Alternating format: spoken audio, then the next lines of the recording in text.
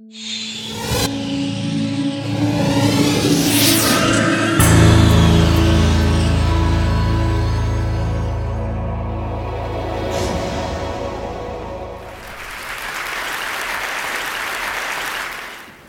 are two groups of women when it comes to screening mammography. Women in whom mammography works very well and has saved thousands of lives, and women in whom it doesn't work well at all. Do you know which group you're in? If you don't, you're not alone, because the breast has become a very political organ. The truth has become lost in all the rhetoric coming from the press, politicians, radiologists, and medical imaging companies. I will do my best this morning to tell you what I think is the truth. But first, my disclosures. I am not a breast cancer survivor. I'm not a radiologist. I don't have any patents, and I've never received any money from a medical imaging company, and I am not seeking your vote.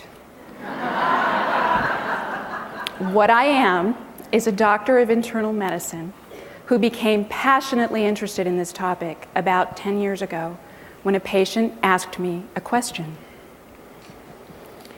She came to see me after discovering a breast lump. Her sister had been diagnosed with breast cancer in her 40s. She and I were both very pregnant at that time, and my heart just ached for her, imagining how afraid she must be. Fortunately, her lump proved to be benign, but she asked me a question. How confident was I that I would find a tumor early on her mammogram if she developed one? So I studied her mammogram and I reviewed the radiology literature, and I was shocked to discover that in her case, our chances of finding a tumor early on the mammogram were less than the toss of a coin. You may recall a year ago when a firestorm erupted after the United States Preventive Services Task Force reviewed the world's mammography screening literature and issued a guideline recommending against screening mammograms in women in their 40s. Now, everybody rushed to criticize the task force, even though most of them weren't in any way familiar with the mammography studies. It took the Senate just 17 days to ban the use of the guidelines in determining insurance coverage. Radiologists were outraged by the guidelines. The preeminent mammographer in the United States issued the following quote to the Washington Post. The radiologists were in turn criticized for protecting their own financial self-interest. But in my view, the radiologists are heroes. There's a shortage of radiologists qualified to read mammograms, and that's because mammograms are one of the most complex of all radiology studies to interpret, and because radiologists are sued more often over missed breast cancer than any other cause. But that very fact is telling. Where there is this much legal smoke, there is likely to be some fire. The factor most responsible for that fire is breast density. Breast density refers to the relative amount of fat, pictured here in yellow, versus connective and epithelial tissues pictured in pink, and that proportion is primarily genetically determined. 2/3 of women in their 40s have dense breast tissue, which is why mammography doesn't work as well in them. And although breast density generally declines with age, up to 1/3 of women retain dense breast tissue for years after menopause. So how do you know if your breasts are dense? Well, you need to read the details of your mammography report.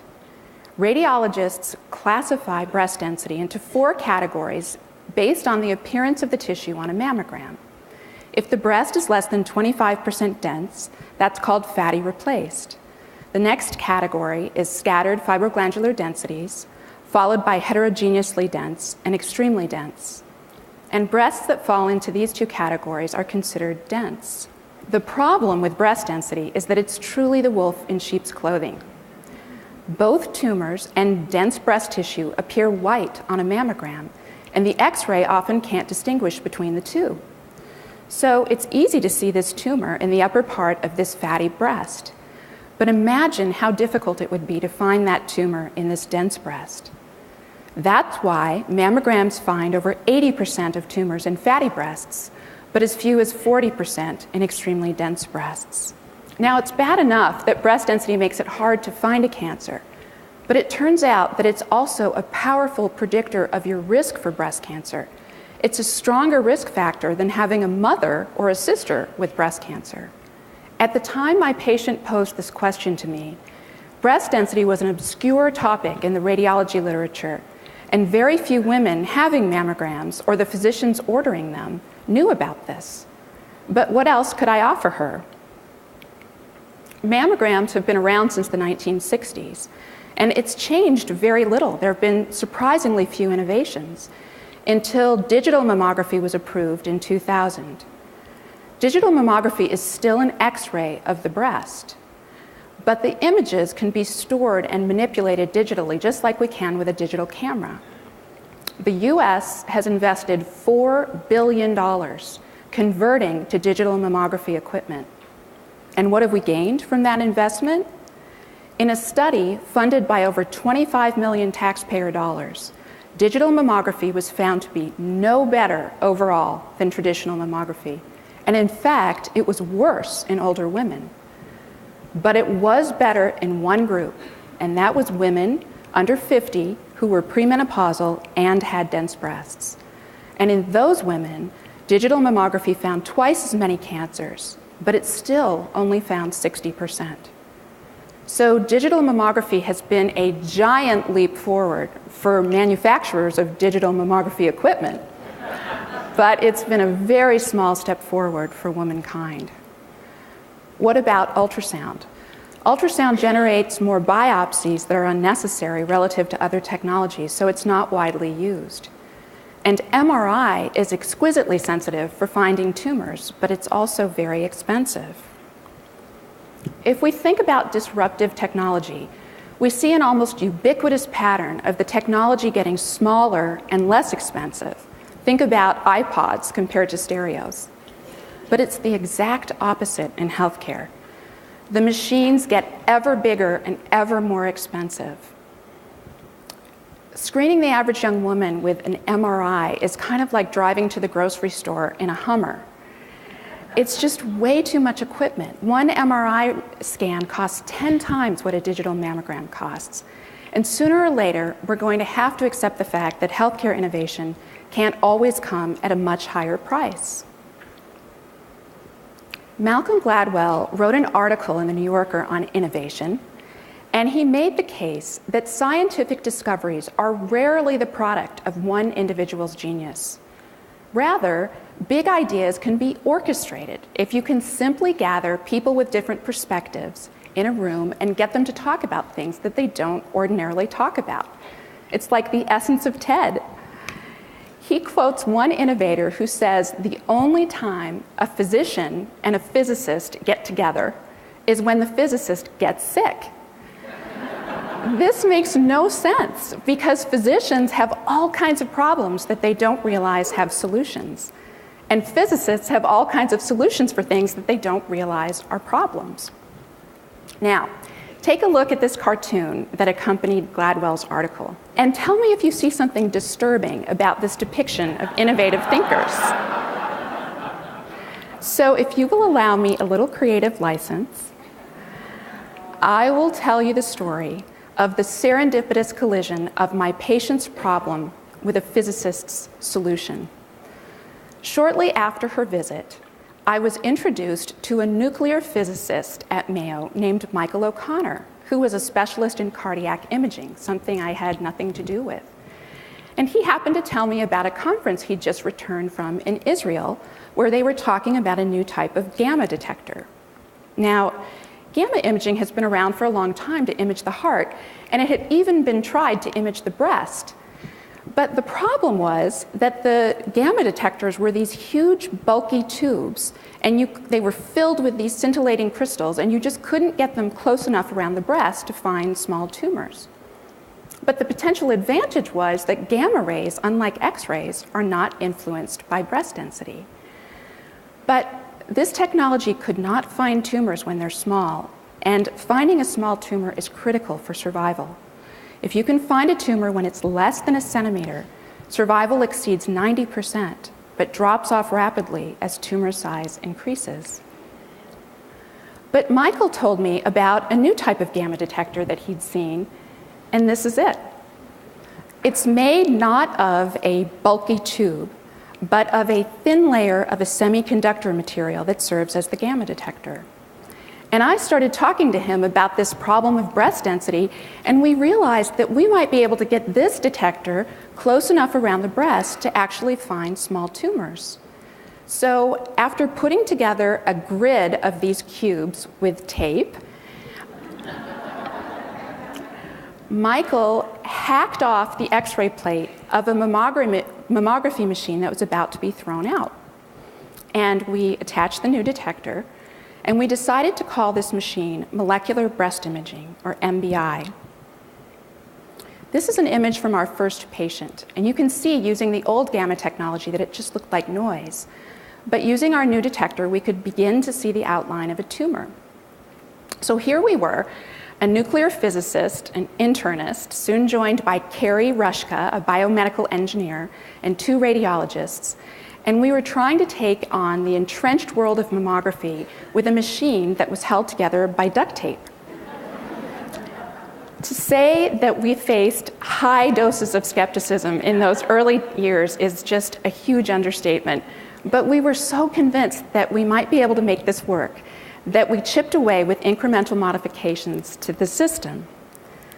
This is our current detector, and you can see that it looks a lot different. The duct tape is gone, and we added a second detector on top of the breast, which has further improved our tumor detection. So how does this work? The patient receives an injection of a radiotracer that's taken up by rapidly proliferating tumor cells, but not by normal cells. And this is the key difference from mammography. Mammography relies on differences in the appearance of the tumor from the background tissue, and we've seen that those differences can be obscured in the dense breast. But MBI exploits the different molecular behavior of tumors, and therefore it's impervious to breast density. After the injection, the patient's breast is placed between the detectors. And if you've ever had a mammogram, if you're old enough to have had a mammogram, you know what comes next. Pain! You may be surprised to know that mammography is the only radiologic study that's regulated by federal law. And the law requires that the equivalent of a 40-pound car battery come down on your breast during this study.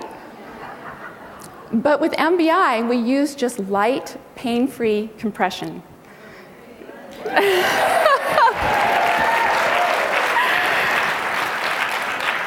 And the detector then transmits the image to the computer. So here's an example. You can see on the right a mammogram showing a faint tumor, the edges of which are blurred by the dense tissue. But the MBI image shows that tumor much more clearly, as well as a second tumor, which profoundly influenced that patient's surgical options. In this example, although the mammogram found 1 tumor, we were able to demonstrate 3 discrete tumors, one as small as 3 millimeters. Our big break came in 2004. After we had demonstrated that we could find small tumors, we used these images to submit a grant to the Susan G. Komen Foundation. And we were elated when they took a chance on a team of completely unknown investigators and funded us to study 1,000 women with dense breasts, comparing a screening mammogram to an MBI. Of the tumors that we found, mammography found only 25% of those tumors. MBI found 83%. Here's an example from that screening study. The digital mammogram was read as normal and shows lots of dense tissue, but the MBI shows an area of intense uptake, which correlated with a 2-centimeter tumor. In this case, a 1-centimeter tumor. And in this case, a 45-year-old medical secretary at Mayo who had lost her mother to breast cancer when she was very young wanted to enroll in our study. And her mammogram showed an area of very dense tissue, but her MBI showed an area of worrisome uptake, which we can also see on a color image. And this corresponded to a tumor the size of a golf ball, but fortunately it was removed before it had spread to her lymph nodes. So now that we knew that this technology could find 3 times more tumors in the dense breast, we had to solve one very important problem. We had to figure out how to lower the radiation dose. And we have spent the last 3 years making modifications to every aspect of the imaging system to allow this. And I'm very happy to report that we're now using a dose of radiation that is equivalent to the effective dose from 1 digital mammogram. And at this low dose, we're continuing this screening study, and this image from 3 weeks ago in a 67-year-old woman shows a normal digital mammogram, but an MBI image showing an uptake that proved to be a large cancer. So this is not just young women that it's benefiting, it's also older women with dense tissue. And we're now routinely using 1/5 the radiation dose that's used in any other type of gamma technology. MBI generates 4 images per breast. MRI generates over 1,000. It takes a radiologist years of specialty training to become expert in differentiating the normal anatomic detail from the worrisome finding. But I suspect even the non-radiologists in the room can find the tumor on the MBI image. But this is why MBI is so potentially disruptive. It's as accurate as MRI, it's far less complex to interpret, and it's a fraction of the cost. But you can understand why there may be forces in the breast imaging world who prefer the status quo. After achieving what we felt were remarkable results, our manuscript was rejected by 4 journals. After the 4th rejection, we requested reconsideration of the manuscript because we strongly suspected that one of the reviewers who had rejected it had a financial conflict of interest in a competing technology. Our manuscript was then accepted and will be published later this month in the journal Radiology.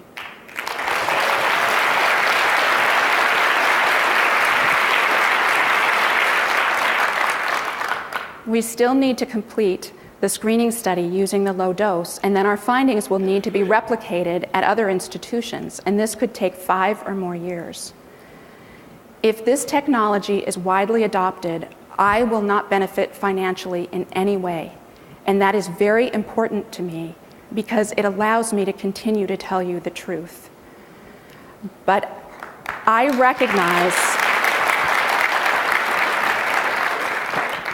recognize that the adoption of this technology will depend as much on economic and political forces as it will on the soundness of the science.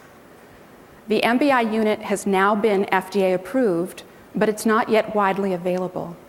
So until something is available for women with dense breasts, there are things that you should know to protect yourself. First, know your density. 90% of women don't.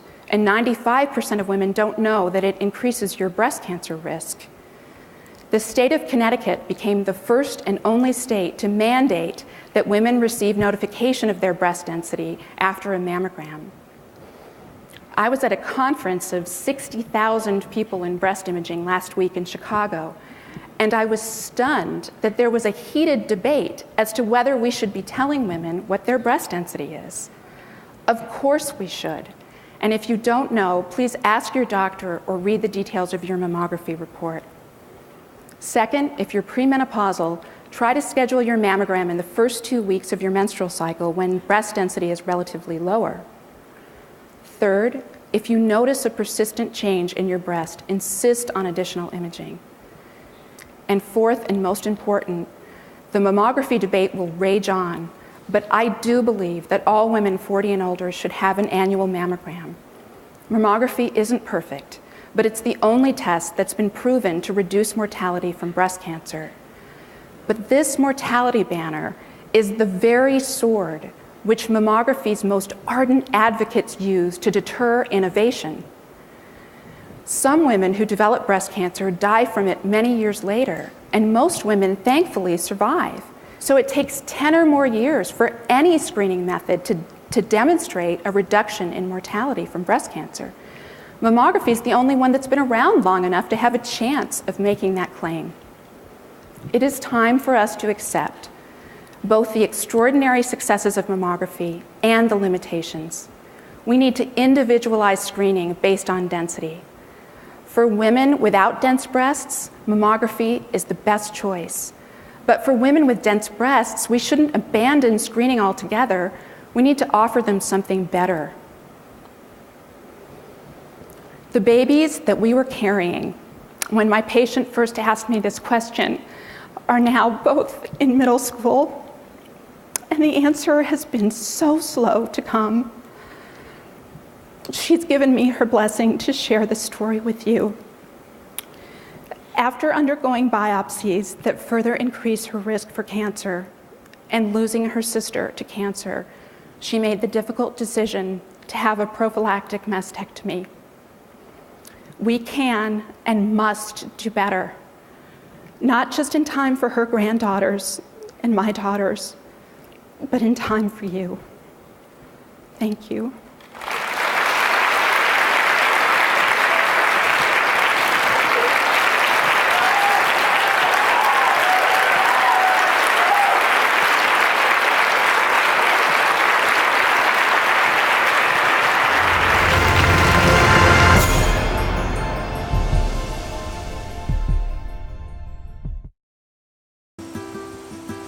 % of the world's food supply is lost to spoilage. That's $458 billion worth every year. On a smarter planet, we're building intelligence into physical things. So we can know how far our foods travel. Monitor temperature all the way to the market. And know it got to the table fresh.